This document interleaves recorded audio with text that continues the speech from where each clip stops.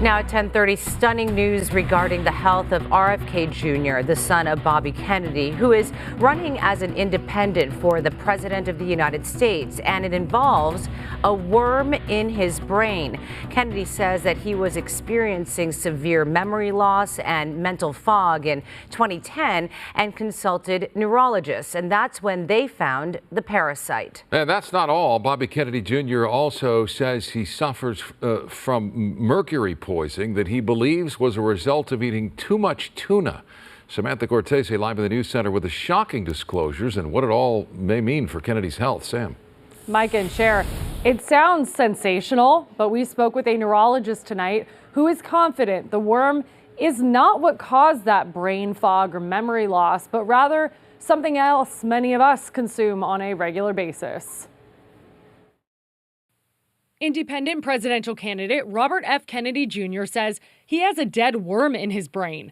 At face value, sounds like a problem. But neurosurgeon Dr. Ali Messiwala, chief of neurosurgery with Dignity Health St. Bernardine, has seen this time and time again. Called a pork tapeworm. It's also called neurocysticercosis. And it's a really common parasite the world over. And so for most people, 99% of people who have these things, they never know they have it. Yes, calcified dead tapeworms in our brains are not uncommon. Dr. Messiwala says while he has not treated or seen RFK Jr.'s brain scan, the worm is probably a pork tapeworm, which come from eating undercooked foods like pork and fish. You consume it, you don't realize it. It grows in your body, gets to your brain, and then it does its thing, which is really not to cause you any symptoms.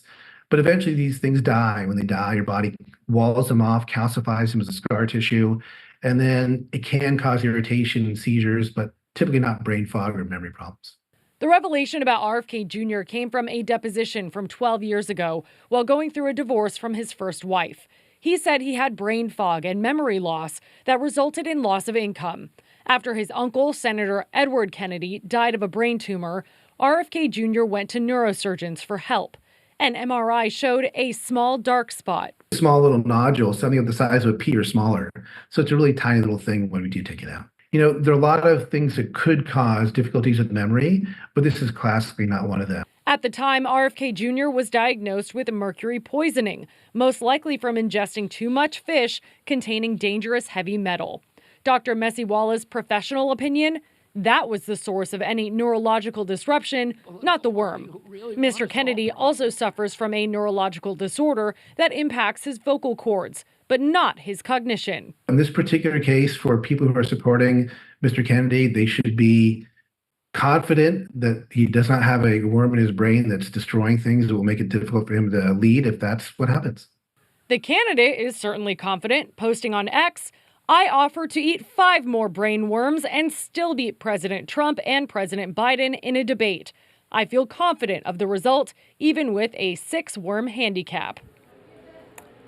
The good doctor said he expects people will go to their doctor after seeing this, worried about a headache, for example, after eating pork or fish. He stressed that in 99% of these cases, there are no seizures, no signs of this even existing in the brain, and that dead little worm will probably just live in your noggin forever. In the news center, Samatha Cortese, KTLA 5 News.